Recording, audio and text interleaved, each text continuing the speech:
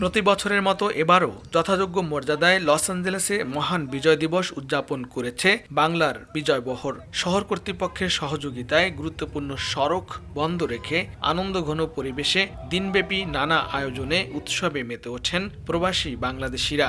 স্থানীয় সময় রোববার দুপুরে বাংলাদেশের জাতীয় পতাকা দিয়ে সুসজ্জিত মোটর শোভাযাত্রা শহরের বিভিন্ন সড়ক প্রদক্ষিণ করে।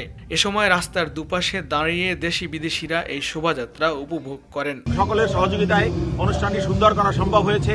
আমরা চেষ্টা করেছি আমাদের নূতন প্রজন্মের কাছে বাংলাদেশের কৃষ্টি এবং কালচারকে তুলে ধরার জন্য। বিজয়ের দিনে আপনারা যারা এই অনুষ্ঠানে একত্রিত হয়ে এই অনুষ্ঠানকে সার্থক করেছেন, সবাইকে ধন্যবাদ জানাচ্ছি। আমাদের সবার উপরে বাংলাদেশ। মত থাকবে, মতের ভিন্নতা থাকবে, কিন্তু বাংলাদেশের জাতীয় এই দিবসগুলোতে আমরা যেন সবাই ঐক্যবদ্ধভাবে একভাবে ঐক্যবদ্ধ এই অনুষ্ঠানটা করতে পারি।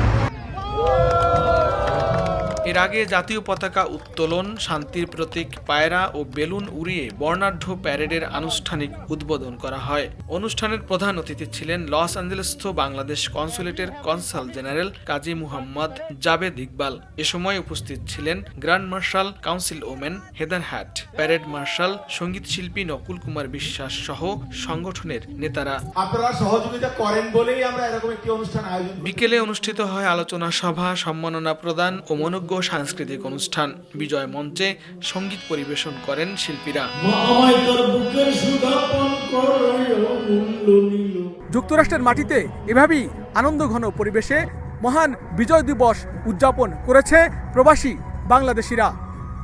আগামীতে বাংলাদেশের ইতিহাস ঐতিহ্য লালনে নতুন প্রজন্মরা এগিয়ে আসবে, এমনটাই প্রত্যাশা তাদের।